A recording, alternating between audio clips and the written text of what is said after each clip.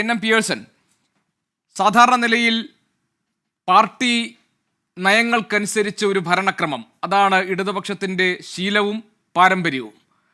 അത് മാറി ഭരണക്രമത്തിൻ്റെ ആഗ്രഹങ്ങൾക്കനുസരിച്ച്, താല്പര്യങ്ങൾക്കനുസരിച്ച് പാർട്ടി നയം രൂപീകരിക്കുന്ന ഒരു പുതിയ രീതിയിലേക്ക് പിണറായി വിജയൻ്റെ നേതൃത്വത്തിൽ CPIM മാറിക്കഴിഞ്ഞിരിക്കുകയാണോ?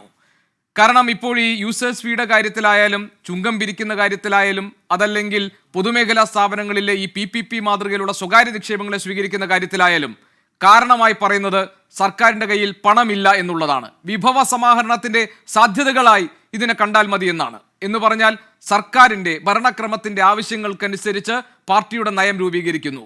ആ ഒരു പുതിയ രീതിയിലേക്ക് മാറിക്കഴിഞ്ഞു CPIM.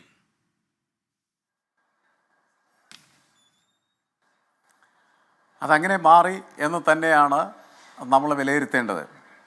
കാരണം ഈ സമ്മേളനത്തിൽ പ്രധാനമായിട്ടും സഹാക്കൾ ചർച്ച ചെയ്തത് എങ്ങനെ മൂന്നാം ടേമിലേക്ക് അല്ലെങ്കിൽ മൂന്നാം ഊഴത്തിലേക്ക് സർക്കാരിനെ കൊണ്ടുപോകാൻ കഴിയും എന്നുള്ളതാണ്.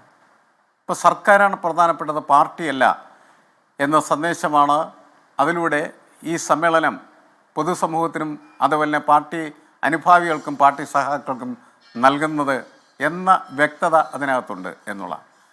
പാർട്ടിയുടെ സാമ്പത്തിക നയങ്ങളിലും അതേപോലെ സാംസ്കാരിക നയങ്ങളിലും ഒക്കെ വന്ന വലിയ മാറ്റം എന്ന് പറയുന്നത് മുൻകാലത്ത് ഇടതുപക്ഷം സ്വീകരിച്ചിരുന്നതായ നിലപാടുകളിൽ നിന്ന് വളരെ വ്യത്യസ്തമാണ്, വളരെ മാറ്റമുള്ളതാണ്. നമ്മൾ ഈ സമ്മേളനം ശ്രദ്ധിച്ച് പരിശോധിച്ചാൽ ഒരു സംഘടനാ സംവിധാനത്തിൻ്റെ ചട്ടക്കൂടുകൾ വളരെ കൃത്യമായിട്ട് പാലിക്കപ്പെടുകയും എന്നാൽ പ്രത്യയശാസ്ത്രപരമായ അതിൻ്റെ പരിശോധനകൾ യാതൊരു തരത്തിലും പരിഗണിക്കപ്പെടാതെ പോവുകയും ചെയ്തിരിക്കുന്ന ഒരു സമ്മേളനമായിട്ട് അതിനെ കണക്കാക്കണം. എന്നുവെച്ചാൽ സംഘടനാപരമായി വളരെ ഊർജ്ജസ്വലമായിട്ടുള്ള രീതിയിൽ അത് മുന്നോട്ട് പോകുമ്പോൾ അതിന് ഊർജം പകരേണ്ട, അതിനൊരു സ്പിരിറ്റ് നൽകേണ്ട പ്രത്യയശാസ്ത്രം യഥാർത്ഥത്തിൽ അവിടെ നിന്ന് തുടച്ചു മാറ്റപ്പെടുകയാണ് ചെയ്യുന്നത്.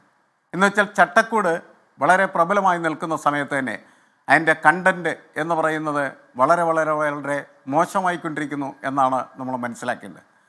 ഒരു പ്രത്യയശാസ്ത്രത്തിൻ്റെ അടിത്തറയിൽ നിന്നുകൊണ്ടാണ് സാധാരണ രീതിയിൽ ഇടതുപക്ഷ സർക്കാരുകളെല്ലാം പ്രവർത്തിക്കുന്നത്. പ്രത്യയശാസ്ത്രത്തിനാണ് പ്രാധാന്യം. അതിനനുസരിച്ച് സർക്കാരിൻ്റെ നയങ്ങൾ മാറ്റുകയാണ് സാധാരണ രീതിയിൽ ചെയ്യാറ്. അങ്ങനെയാണ് ചെയ്യേണ്ടത്.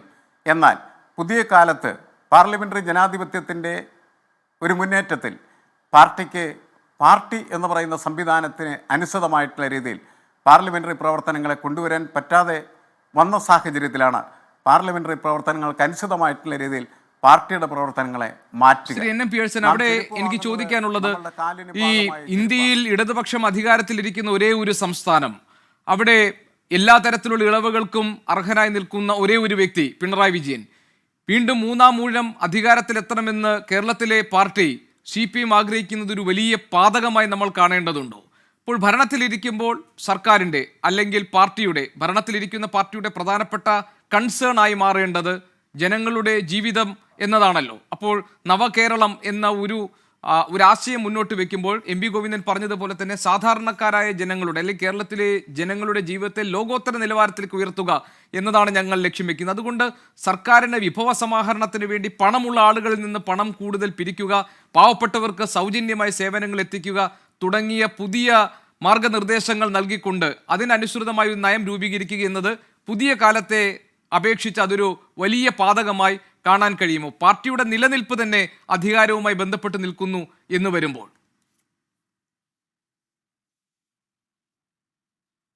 പാർട്ടിയുടെ നിലനിൽപ്പ് അധികാരവുമായി ബന്ധപ്പെട്ട് നിൽക്കുന്നതാണ്. അധികാരം തന്നെയാണ് പ്രധാനപ്പെട്ടത്.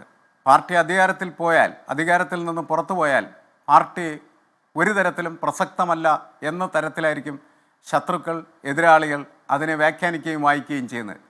ആ അർത്ഥത്തിൽ തീർച്ചയായിട്ടും ഭരണം നിലനിർത്തുക എന്നുള്ളത് പ്രധാനപ്പെട്ട കാര്യമാണ്. പക്ഷേ ഭരണം നിലനിർത്തുമ്പോൾ ഈ ഭരണത്തിലേക്ക് എന്തിനാണ് പാർട്ടി വരുന്നത്? ഈ ഭരണത്തിലേക്ക് പാർട്ടി വരുന്നത് പാർട്ടിക്ക് ഭരിക്കാൻ വേണ്ടിയല്ല എന്നതാണ് പ്രധാനപ്പെട്ട പോയിന്റ്. പാർട്ടി ഭരണത്തിലേക്ക് വരുന്നത് പാർട്ടി പ്രതിനിധാനം ചെയ്യുന്ന ജനവിഭാഗത്തിൻ്റെ ആവശ്യങ്ങൾ, അവകാശങ്ങൾ അതെല്ലാം സാക്ഷാത്കരിക്കുന്നതിന് വേണ്ടിയിട്ടുള്ള ഉപകരണം എന്ന നിലക്കാണ്. അധികാരം എന്ന് പറയുന്നതും ഗവൺമെൻറ് എന്ന് പറയുന്നതും പാർട്ടിയെ സംബന്ധിച്ചിടത്തോളം പാർട്ടിയുടെ നയങ്ങളും പാർട്ടിയുടെ കാഴ്ചപ്പാടുകളും പാർട്ടിയുടെ പ്രത്യയശാസ്ത്ര സംവിധാനവും സാക്ഷാത്കരിക്കുന്നതിന് വേണ്ടിയിട്ടുള്ള ഒരു ഉപകരണമാണോ ഉപാധിയാണ് എന്ന കാഴ്ചപ്പാടാണ് നേരത്തെ ഉണ്ടായിരുന്നത്. അതിൻ്റെ അടിസ്ഥാനത്തിലായിരുന്നു ചർച്ചകൾക്കൊക്കെ പ്രസക്തി ഉണ്ടായിരുന്നത്. അത് മാറുകയാണ് ചെയ്യുന്നത്. ഇവിടെ പ്രധാനപ്പെട്ടത് അധികാരമായി മാറുകയാണ് ചെയ്യുന്നത്. ആ അധികാരത്തിന് അനുസൃതമായിട്ടുള്ള രീതിയിൽ പാർട്ടി സംവിധാനം, പാർട്ടിയുടെ ചട്ടക്കൂടുകൾ, പാർട്ടിയുടെ ചർച്ചകൾ, പാർട്ടിയുടെ എല്ലാവിധമായിട്ടുള്ള രീതികളും പരിശോധിക്കപ്പെടുന്ന ഒരവസ്ഥയിൽ എത്തുമ്പോഴാണ് അത് അത്ര ശരിയാണോ എന്ന് ഒരു വട്ടമല്ല 2 വട്ടം ചോദിക്കേണ്ടതായിട്ട് വരുന്നത്. പാർട്ടിയുടെ പ്രവർത്തനങ്ങളെല്ലാം പാർട്ടി പ്രതിദാനം ചെയ്യുന്ന ജനവിഭാഗത്തിൻ്റെ ആവശ്യങ്ങൾക്കനുസരിച്ച് പോകുമ്പോൾ അവിടെ ഒരു വെൽഫെയർ സ്റ്റേറ്റ് എന്ന് പറയുന്ന കൺസെപ്റ്റിന് വളരെയധികം പ്രാധാന്യമുണ്ട്. ആ വെൽഫെയർ സ്റ്റേറ്റിനനുസരിച്ച് കാര്യങ്ങൾ മുന്നോട്ട് പോകണമെങ്കിൽ വികസനം ഒരു വശത്തൂടെ സഞ്ചരിക്കുകയും ആ വികസനം ആർക്ക് വേണ്ടി എന്ന് പറയുന്ന ക്വസ്റ്റ്യൻ വീണ്ടും വീണ്ടും ആരംഭിക്കുകയും വീണ്ടും വീണ്ടും അതിന് ഉത്തരം കണ്ടെത്തേണ്ടതായിട്ടുള്ള അവസ്ഥ പാർട്ടി നേരിടുകയും ചെയ്യുന്ന സാഹചര്യം ഉണ്ടാകണം.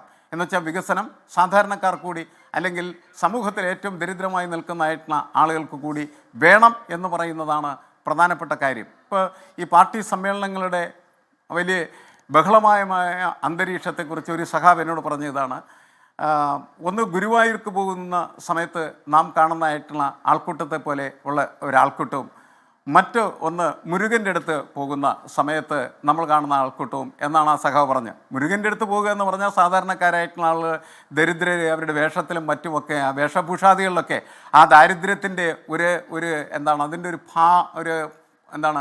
ഭംഗി അല്ലെങ്കിൽ അതിൻ്റെ ഭംഗിയില്ലായ്മ നമുക്ക് പ്രകടമാണ്. പക്ഷേ ഗുരുവായൂർ പോകുന്ന സമയത്ത് അവിടെ എല്ലാം തന്നെ കയ്യിലൊക്കെ നിറയെ മോതിരങ്ങളിട്ട വളകളിട്ട വളരെ സുന്ദരമായിട്ടുള്ള കൂടുതൽ ഉജ്ജ്വലമായിട്ടുള്ള രീതിയിൽ ജീവിത സൗകര്യങ്ങളുള്ളതായിട്ടുള്ള മനുഷ്യരുടെ ഭാവങ്ങളും തിളക്കങ്ങളുമാണ് കാണുന്നത്.